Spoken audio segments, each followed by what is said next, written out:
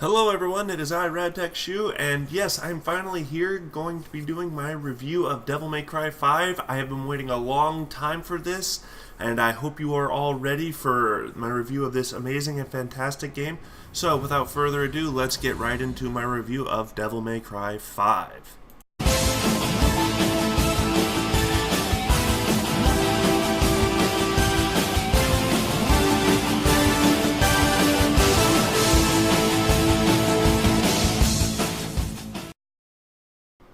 Okay, so suffice to say, Devil May Cry fans have been waiting a long time for this game. We've been waiting for a wrap-up to the storyline, answering some questions, tying up some loose ends, and this game did not fail to deliver, at least in my opinion. I feel like that this was a very successful game, and it was just a straight home run shot in the Devil May Cry universe. And when it comes to standards and what we expect from the characters, the atmosphere, the gameplay, I think that this just hit hard on all cylinders and it did not let up throughout the majority of the game.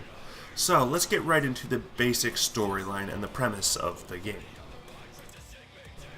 So the basic gist of the story is that we have our main villain called Urizen. Urizen is a demon who comes out of nowhere, and this gigantic tower erupts in the middle of a city, and it's essentially kind of like a living tower, and there's these, tentacles and stuff like that everywhere that attack innocent humans and try and drain their blood and life force, and all of that stuff converges and tries to create this fruit that eventually Urizen will eat in order to amass immense levels of power, and that's the overall gist and motivation of our villain Urizen.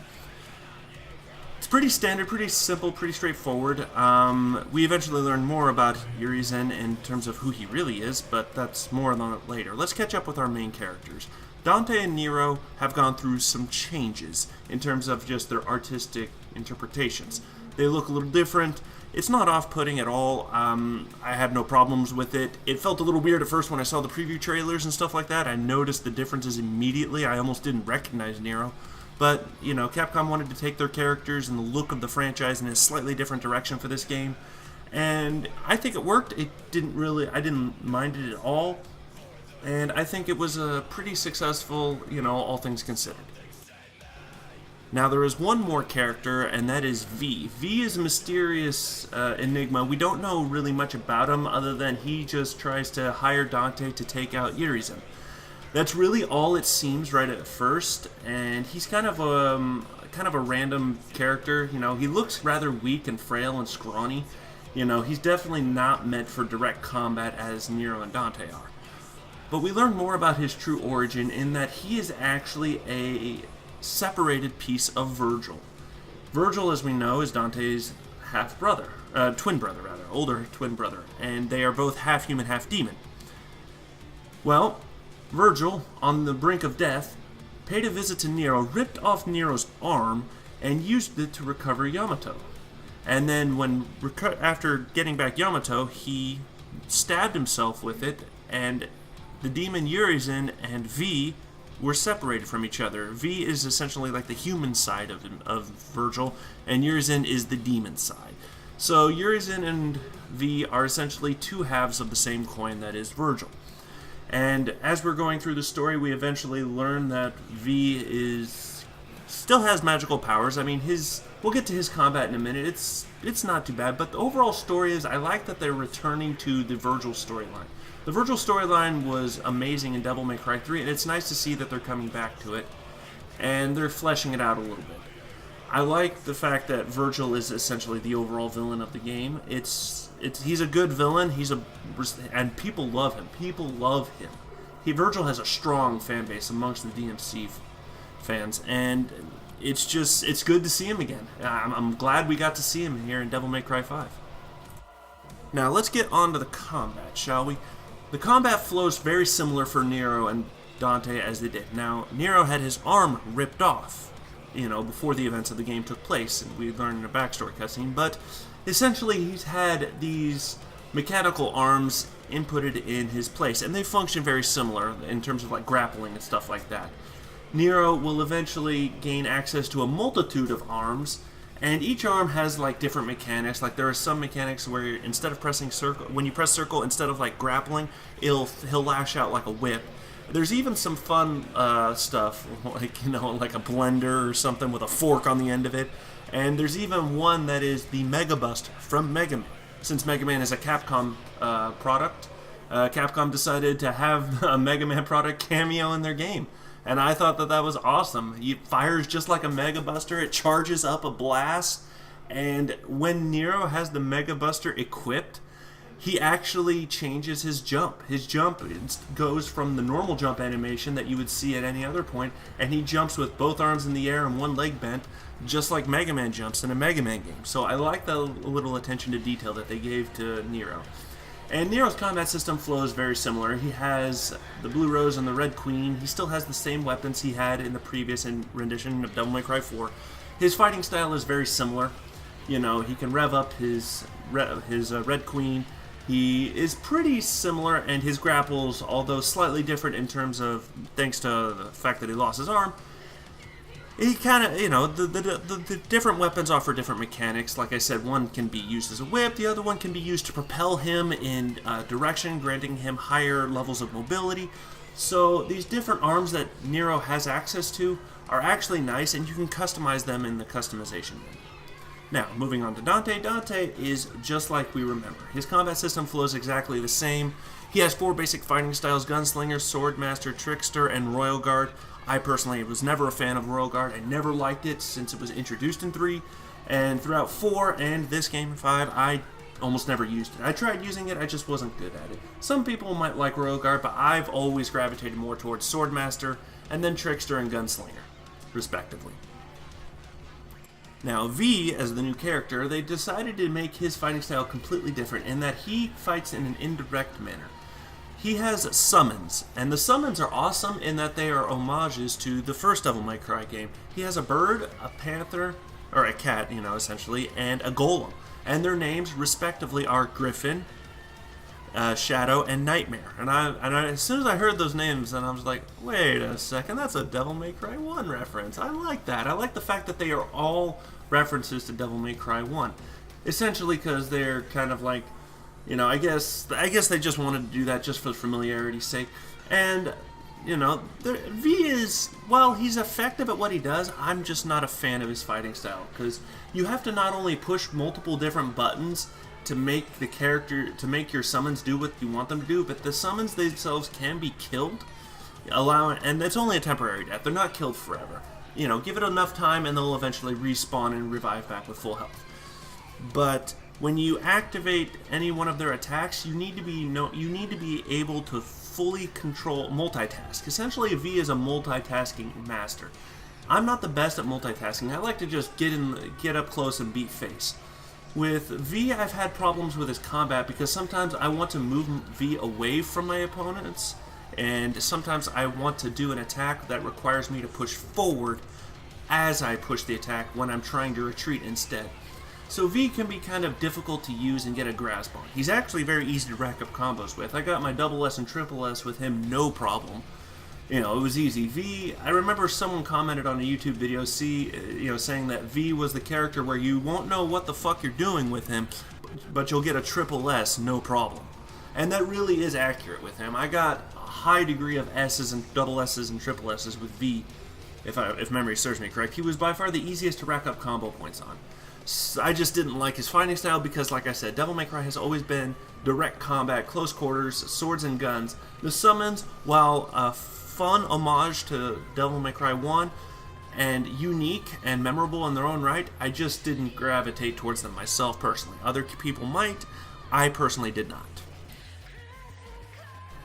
Alright, so the combat system's out of the way. I'm just going to quickly go over one more mechanic, and that is the currency system. Red orbs and all the other orbs, purple orbs, blue orbs, white orbs, they all make a return. Essentially, red orbs are the currency, green orbs restore your health, yellow orbs bring you back from the brink of death, white orbs refill your devil trigger, blue orbs increase your health bar, and purple orbs increase your devil trigger gauge. Pretty simple, pretty standard. And the currency is straightforward. Gather red orbs, use them to buy new abilities, make your characters more efficient at killing so you can kill easier and destroy your opponents with little to no effort. So the currency system is pretty much the standard, what we would expect from Devil May Cry at this point in time. We know what to expect, we know it's probably never going to change, and it's just tried and true successful at this point. Now, moving on to the visuals and the audio aspect of the game. Visually, this game is very detailed. I'm just not a fan of the enclosed living castle or whatever this place is. This demonic tower, while visually impressive, I'm not a fan of the fact that we barely changed scenery. There were times where we were in the city with like V and Nero, but it felt like most of the game, too much of the game in my opinion, took place in this demonic tower, and I just would have liked just a little bit more variety. I mean, it's nice when we finally get to go outside and the final stages of the game are in this nice brightly lit area. I'm not going to spoil the final battles of the game. They're awesome, and you should play this game. It's a very satisfying finish, but the overall locales of the game, I felt like could have used just a bit more variety. It's a small nitpick, but that's really all I've got visually. Otherwise, the characters and the animations look good. The enemies look nasty and disgusting and repulsive, just like you would expect from a demon, just from a bunch of demons. But for the most part, the locales I think could have had a little bit more variety. But other than that, everything else in this game visually is astonishing. The cutscenes are good, and I really like the artistic style that they went with this game. Like I said, just a little bit more variety with the locations, and I think it would have been I couldn't have complained about it. Now, when it comes to the music is pretty simple and straightforward. We know the three characters each have their own battle themes when they get into combat. Nero's is probably by far the more iconic one. I remember Dante's got a lot of flack when it was first revealed on YouTube months ago, and people hated it. It doesn't seem so bad now. I think they revamped it so that the lyrics aren't so obnoxiously loud. V's theme is interesting, but for the most part, the audio is, the music is good. And I bought this version like on digital download, like, collector's edition, so I had access to previous combat themes from other Devil May Cry games, but I decided not to use them my first time playing through. But overall, this game's audio is okay. I don't want to think it's like the best ever. There are other game soundtracks that I think felt better, but at least the audio was great in cutscenes. The cutscenes really made me feel the emotion that they were trying to portray and demonstrate. And that's one thing I definitely like about my video games, is if I want the cutscenes to tell me the story, not only of what I see, but also what I hear. And I felt like the music in this game helped do that pretty well, in my opinion. So overall, how do I feel about this game? I think it is a solid addition to the franchise. I think it is an amazing game. Storyline-wise, I would have liked to see a few more answers. I mean, I would have liked to have actually, in the main storyline, gotten a hold of Lady and Trish for a few missions. And one other thing, this storyline takes place after all the 4 Devil May Cries. I believe the order that they showed in the opening cutscene was Devil May Cries 3, 1, then 2, then 4. I always thought 4 came before 2, but I could be wrong. But anyway, I would have liked to have known storyline-wise whatever happened to Lucia from Devil May Cry 2. I know Devil May Cry 2 is like the eyesore of the franchise. Don't get me wrong; it's a very bland and poorly made Devil May Cry game. But I liked Lucia as a character, and I thought that she is at least decent. And I figured, we know she survived the events of Devil May Cry 2. And we know that Lady and Trish keep making appearances after their respective games, so I wonder, are they just trying to ignore Devil May Cry 2 altogether? Because I would have liked to know at least what happened to Lucia. Who knows? Maybe we'll get some DLC missions. Sometime down the road, or maybe there'll be another Devil May Cry 6. The way Devil May Cry 5 ended, it looks like it could be the end of the franchise, but at the same time, it looks like it may not be. We don't know. It definitely leaves itself. There's always a possibility. I mean, we're talking about demons and angels and like resurrections and stuff like that. Like, there could always be returns. There could always be another game, and they could always put in another title that takes place between storylines, between games, to try and fill in gaps. There could be a game that takes place after 2 but before 5. That answers my questions about Lucia. Who knows? But anyway, this is a solid game I think it's fully deserving of the Devil May Cry name and the reputation that comes with it, and I give this game a very, very solid 9 out of 10. I can't give it a 10 out of 10 because of the minor things and gripes I've had here and there, and like I said, there are times where you're forced to play as V, and like I said, V, just not my thing, not my cup of tea.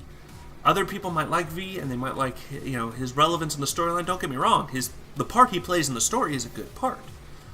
But it's just the combat. I did not like his combat. I felt like I was trying to keep my distance too much from enemies, and I just didn't like the fact that, you know, as awesome as it was to control the idea of summons, like in a Final Fantasy game, I don't like summons like that in a Devil May Cry game. Summons to me just kind of feel kind of you know, for this game. So like I said, other than that though, I mean, this is a solid game. It's worthy of the logo Devil May Cry. It's worthy of being a part of this franchise, and I see a lot of people giving high remarks and high praise for this game, and I think it's deservedly so.